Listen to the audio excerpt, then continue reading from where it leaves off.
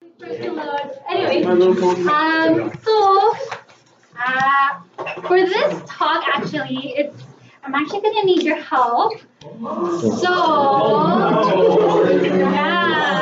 you might actually be talking more in this talk. Okay. So first off, for those who don't know about me, so I am 24 years old. I am the eldest of two siblings. So this is myself. My family's from Prince George. So this it's a city up north in BC of about 80,000 people. And then this is my younger brother who is 18, my younger sister who's 22, and then my parents. And yeah, so that's me. I'm the eldest of three. And I'm also a law student. So I am in my final year at UBC Law. And this was taken during my first year mood. Mood is basically just mock court. It's actually really neat because this guy here is we're colleagues now as well. So I am a full-time student. As well, I work part-time at UBC at their HR doing legal research. So it's a little bit about me. And today I am here to chat with you about the Christian ideal, loving your neighbor. So we heard from Coco about the Christian ideal of loving God. So now we're going to talk about the other side, loving your neighbor. So what then does it mean to love? You have a movie. In case you're not yet sure, we have some special guests. Show us how to love. To match his face. I've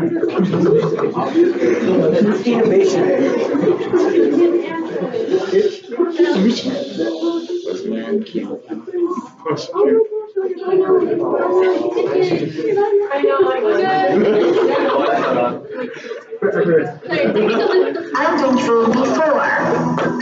Not like that, but kind of been good treated.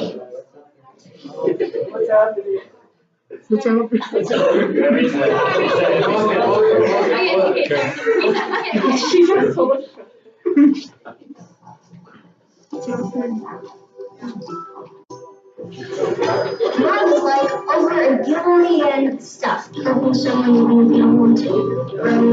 Your parents and your teachers don't tell you to. Giving away stuff that you really like. If they want a toy, I share. Toys? Smiling and saying good things about them. I should say, you have very nice clothes on. I hope my mom I played with another person on the playground when she didn't have anybody to play with. People are learning to me. I feel like I should give it to someone else. Because Jesus is the same for us. So do to others as you would have them do to you. That you should treat the other one just like I've been treated before. Not like bad, but the times I've been good treated. Nobody really wants to play with somebody who's been mean.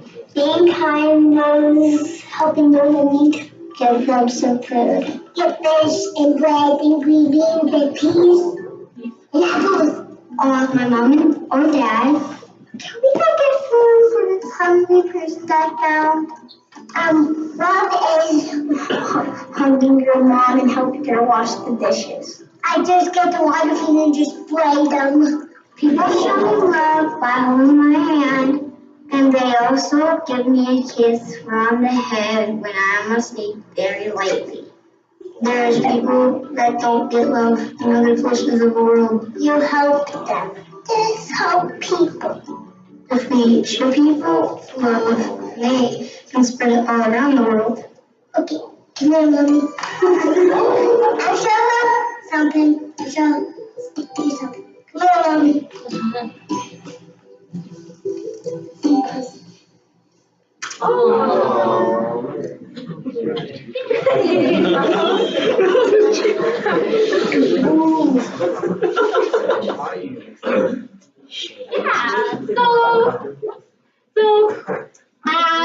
It's, I guess you can turn on the other lights.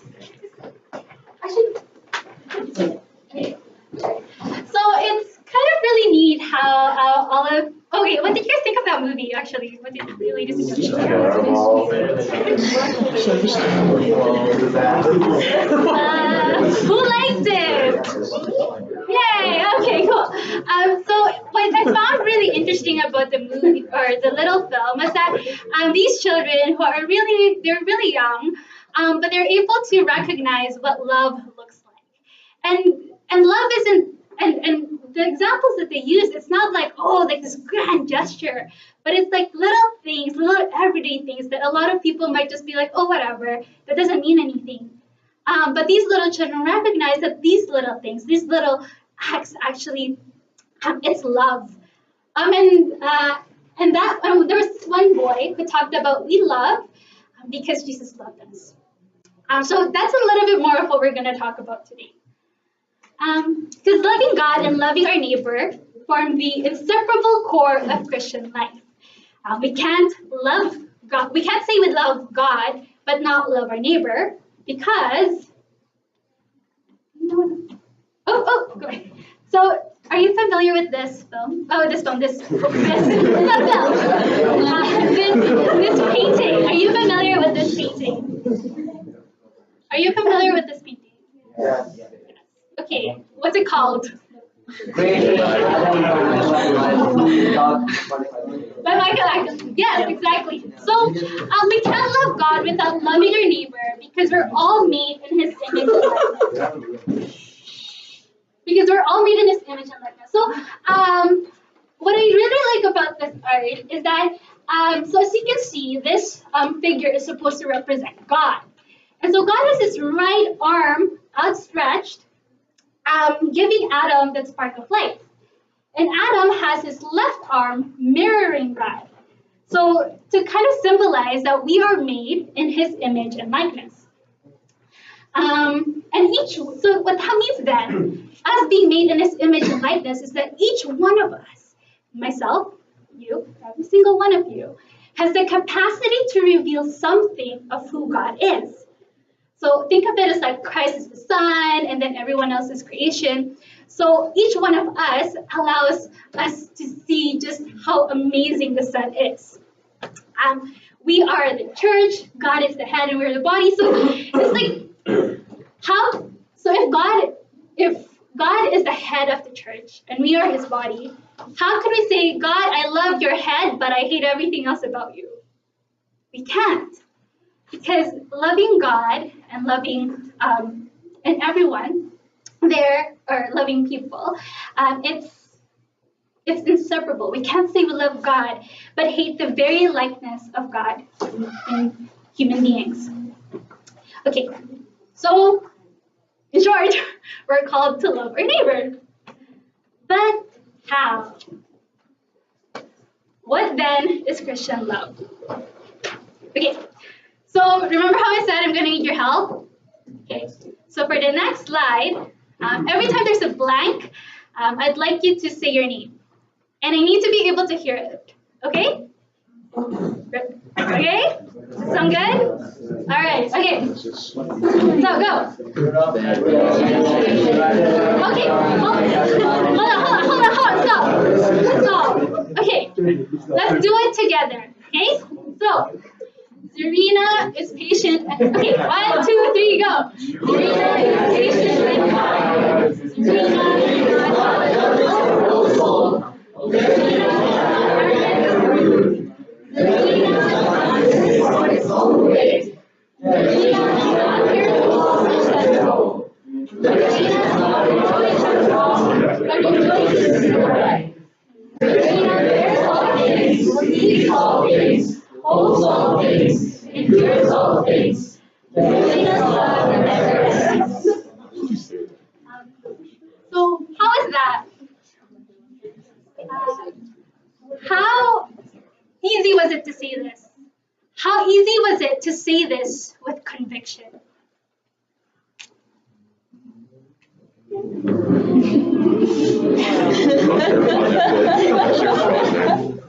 So in his first letter to the Corinthians, St. Paul describes what Christian love is and how to love others, right? So love is patient and kind. Love is not jealous or boastful. It's not arrogant or rude. Love does not insist on its own way. It's not irritable or resentful. It does not rejoice at wrong, but rejoices in the right. Love bears all things, believes all things, hopes all things, suffers all things, love never ends. I feel like we've all heard this a lot, or we're familiar at least with this. And some of them are pretty self-explanatory. I mean, like love is patient. Well, of course, like okay, patience. It's not being like, okay, my time. Come on, are you here yet? But some of them it's a little bit. I have to kind of struggle with it a little bit. So like love not insisting on its own way. Okay, so it means it's not my way or the highway. Love not insisting on its own way. What that means then is we focus not so much on what our rights are, but what our duties are. So not so much on what we feel entitled to, but we focus on what is owed to the other person. So for example, like I showed you a little bit about my sister. So we're only 2 years apart, and for the longest time, well, forever, I'm the eldest sister, so it'll never change. But because we grew up and I was the elder sister, I had this vision of who I thought she should be. And I remember coming home, I moved away for university and I would come back to Prince George. And I remember coming home one day and my relationship with my sister was just so rocky. And I couldn't figure out why. So I went into prayer and I felt a little bit of a gentle nudge by the Lord. Because I realized that I kept wanting my sister to be who I wanted her to be. And I wasn't allowing her to be who she is. I was focused too much on like I want to be treated like the elder sister. I have that right because obviously I'm the elder sister, so I have the right to be treated like an elder sister. You're supposed to respect me and blah blah blah blah. Instead of focusing on my duty to her, that I should treat her as a person, like we were mentioning earlier, every one of us is made in His image and likeness. So I wasn't looking at her and be like, okay, what is it about her that the Lord is trying to reveal to me about who He is? And my sister is one of the most patient people that I know. So that tells me that my Lord is patient. Love does not rejoice in wrong, but it rejoices in the right. So in talk 4, for those who were here in session 4, repentance and faith, Marvin, don't know how you know him. Ray Dark. He was sharing about back in the day about drunkenness, right? And how it's so easy to kind of just go with the flow and not really, if someone is perhaps drinking a little bit more than they ought to drink, instead of looking at them, be like, hey bro, hey sis, or hey friend, maybe you might be drinking a little bit too much. Instead of calling it out, we sometimes guard them on, be like, hey, one more shot, drink it, and encouraging them we talked about loving God with all your mind. We're encouraging them to not love God with their mind. So it's like, and don't get me wrong, like I went through a phase where that was, where I would do that too, and then I realized now, like, oh man, I wasn't really loving to my friends. I wasn't allowing them to be who the Lord wants them to be. This part here, love bears all things, believes all things, hopes all things, endures all things. This part here especially, love bears all things. When I look at it, I'm like, when I read what it meant that love patiently and humbly bears insults, injuries, and disappointments without taking counteraction. So it doesn't mean that we stay in toxic relationships. Like I remember when I read this, I'm like, oh, love bearing all things. Like I was dating someone and it was a little bit of an abusive relationship, and I was like, and I thought that's what love meant, right? Like you just take whatever, but that wasn't love. Love bearing all things, that means love does not seek revenge. So, like I showed you my parents, and I love them dearly. But just recently, we were having a disagreement about, it doesn't really matter. It was about plane tickets. We're flying to the Philippines for vacation. They wanted me to get one ticket, and I didn't want to get that ticket. So we got into an argument about it. And my parents, of course, like they just wanted us to be able to go as a family, but I didn't really think of it at that time. And so they were sharing their disappointments. And for a while, I was silent. I was like, okay, I can handle this. But then, like, it kept going, and I got so sick of it that I talked back. And immediately after I talked back, I was like, oh my gosh, what did I do? Instead of turning to the Lord in prayer when I was so hurt, I just lashed out. And so, like, I hurt my parents. I hurt God because I was disrespectful to my parents. And then there was a rift that now has to be mended, of course, by me, because I was the one who was wrong. And it was going to take time to mend. And all because I didn't love at that time. I didn't turn to God in prayer. Love believing all things, hoping all things, enduring all things. Believing all things. It's not about being gullible, because people know me. I'm very gullible. Don't, wait, no. Forget that. Don't. Forget that.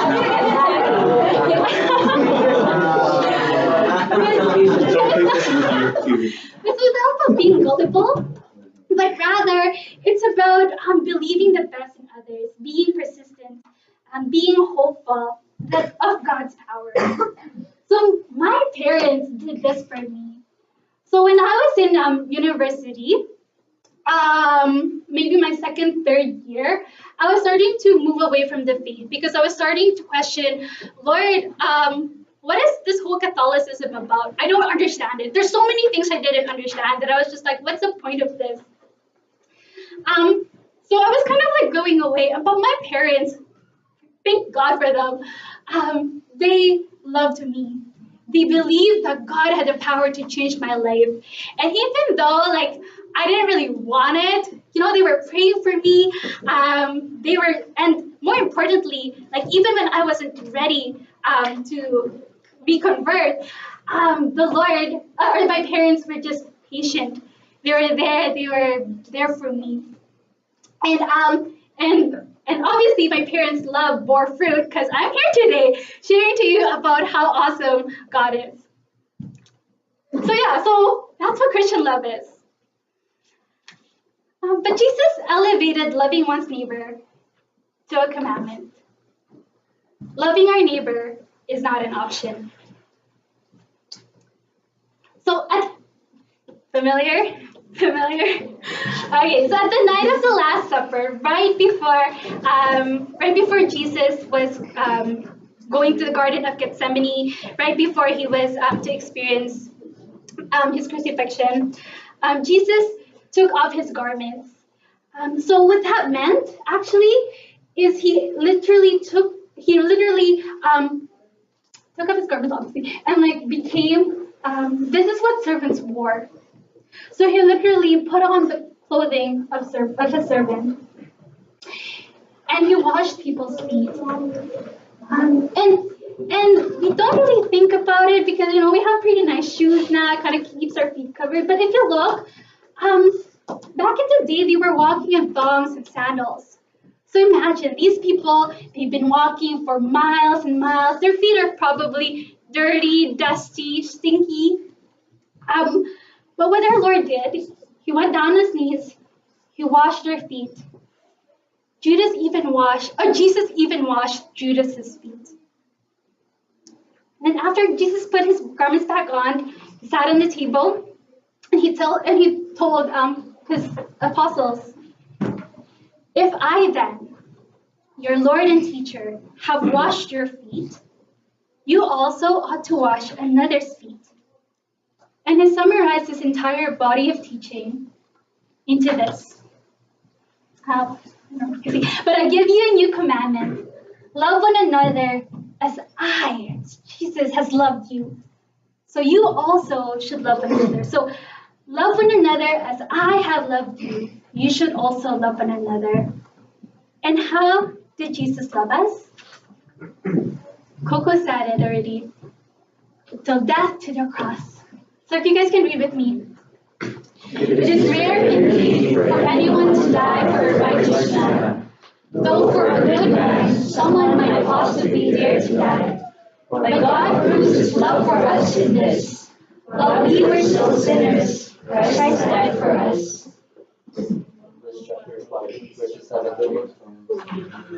So, so Jesus died for us. So Jesus at the cross, he died for Saint Peter, who denied him 3 times. He died for Saint Paul, who persecuted people, who persecuted Christians. He died for Mary Magdalene. Jesus died for us. Loving our neighbor demands not just giving time and wisdom and prayers, but even dying for each other. So it's pretty big, like dying. So it's like, so when I realized, it's like, okay, what does that mean then? Like, am I supposed to like gun? What's the grenade song from Bruno Mars? Catch a grenade for you, bullet, whatever. So is that what that means? We're not singing the track. Is that what that means? But dying to ourselves, Coco mentioned it earlier. What does that mean? So I'm currently in a courtship right now. And this person, I'm obviously physically attracted to this person. Otherwise, I wouldn't be in this courtship. A courtship is basically just boyfriend, girlfriend, but for the direction of marriage. And we're trying to figure out, are we to marry or not? So anyway, so this person, I'm physically attracted to him. But dying to myself means dying to my own wants. So dying so that first and foremost, I look at this man and think, this man, he is a son of God, first and foremost. And I have to protect his seat in heaven. I have to avoid scenarios that will make it harder for him to battle his lust. So I have to die to my own wants. So that's what dying to ourselves means. Dying, giving up something good for something better, right? And our model for loving our neighbor is Jesus Christ. Like him, we need to be prepared to offer our life for the sake of others and our neighbors. So we're asked to die for our neighbors. So wouldn't it be nice to know, like, who is our neighbor? Yeah, so who is my neighbor? Next. So in law, just a real quick law thingy. In law, we actually answered this because back in the day, you couldn't really sue. This is actually from a very famous case called Donahue versus Stevenson from 1920. So the whole point of this, back in the day, you couldn't really sue anyone for any damages that occurred to you unless they directly inflicted it on you. So what happened here was Mrs. Donahue, she was at a pub, she was like chilling with a friend, and then she was drinking ginger beer. But as she finished the ginger beer, she realized there was actually a dead, decomposing snail inside her beer. So she was very emotionally distraught by it. But back in the day, she couldn't sue anyone because no one put that bottle inside, or put that beer inside her bottle. But it's really neat. This judge, he took a sample from the parable of the Good Samaritan and talked about who is your neighbor. And basically, in law now, in law we have actually defined who is our neighbor, and they are the people who are so closely and directly affected by the things that you do that you ought to think of them when you're doing what you're doing. So there you go. So law, we've answered it. But actually, in the parable of the Good Samaritan, Jesus had something bigger in mind. Next slide. Okay, so do you remember the parable of the Good Samaritan? Okay. So there was this one one person, right? Okay. And they were walking the street, and it was like really dark. Well, not really dark, but it was a dangerous street. So, maybe like Granville Street late at night. Yeah, Wally. You know, like it was like one of those streets that you know for sure it's not gonna be safe. So he was walking that, and then suddenly, like, of course, this whatever. These two people, they're robbers. Okay, so the robbers came, and this. So what they did was like to this person, they basically robbed the person. They stripped the person naked and left this person half dead. Like half dead. Okay? So, okay, no, well, he's like half dead, so he's like here now. Okay? And then these two people, they left. So, and then two people came. So, one person passed by, right? And this person who passed by, he actually like avoided this person. He saw the person and avoided this person and kept going his way. And another person passed by, kept walking, saw this person, and went his way. So what actually happened here was they were actually following strict Jewish law. Strict man-made law, which said that if you touch this person, you're going to be impure. So they followed strictly the law. And then Jesus said, though, there was this third man. And this third man was supposed to really hate this person. Okay, so do you guys remember Bloods and Crips? No. Okay. So imagine they're from rival gangs. So imagine they're from rival gangs. Okay, rival gangs. They're from rival gangs. Okay. So this person. Alright. So this person was supposed to actually hate this person. So imagine they're from Team Blue and Team Red, and they're supposed to like really hate each other. Okay? So he saw this person, and what he did, right? He saw this person. He was half naked, right? Oh no, he was naked, and he was half dead. So he saw this person who was struck by compassion. He went to this person, approached him, right? So he physically went, approached him, poured oil, so he like provided medication,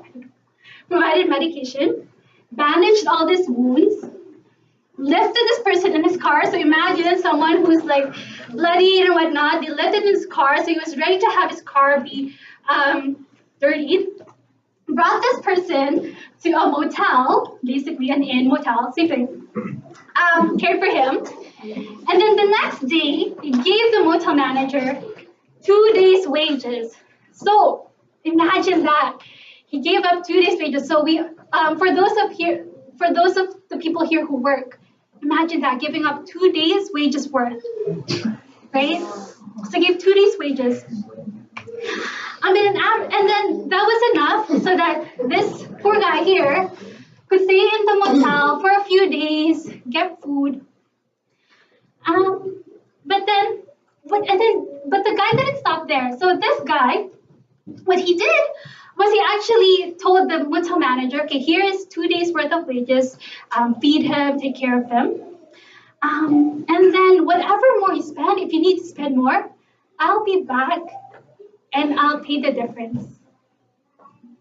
And remember, they're supposed to be like enemies. They're supposed to absolutely hate each other. So Jesus told this story and he asked the person, so who was neighbor? Who proved neighbor to the man who fell among robbers? So who?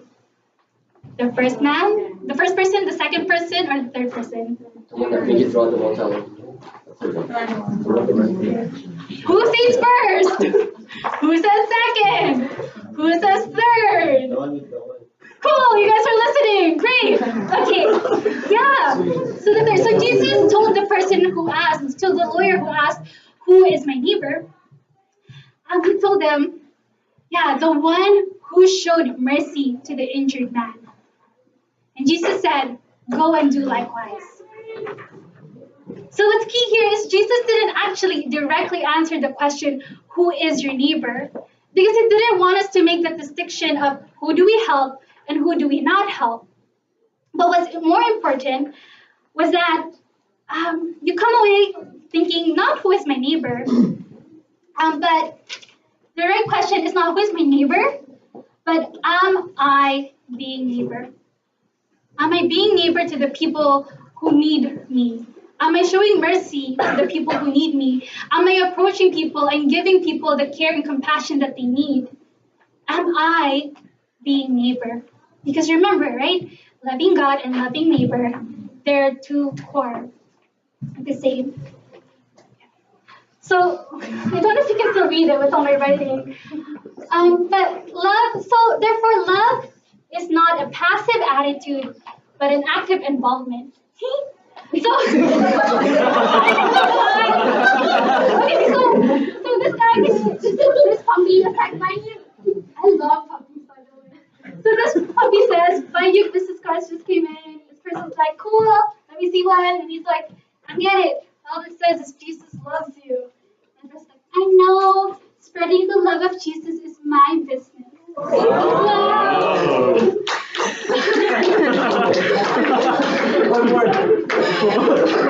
So spreading the love of Jesus is everyone's business.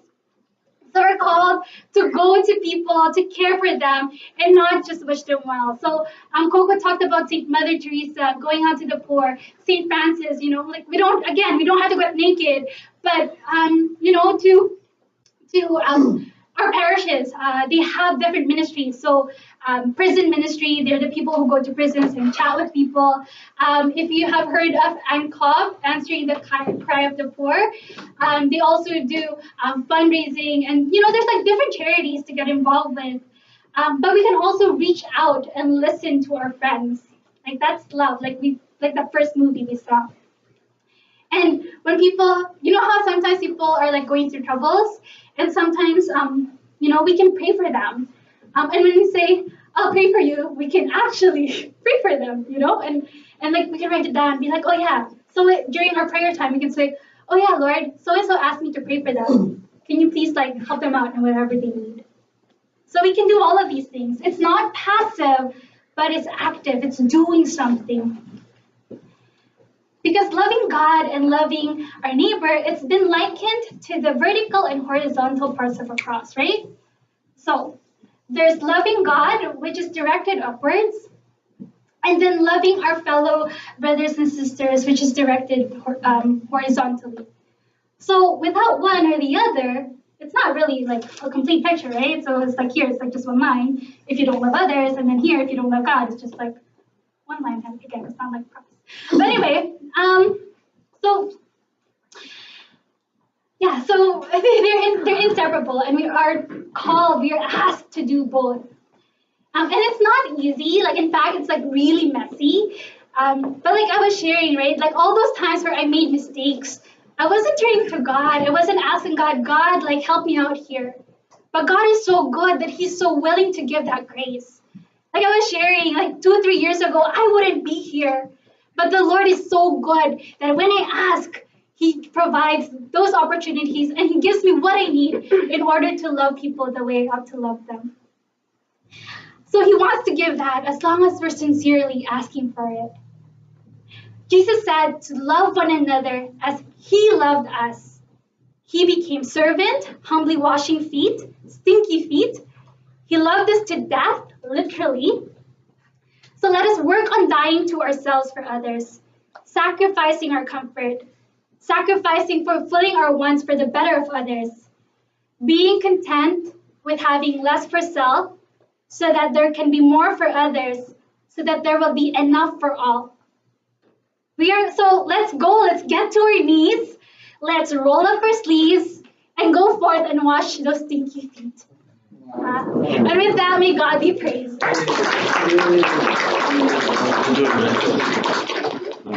So, diagram A, no, I'm joking. So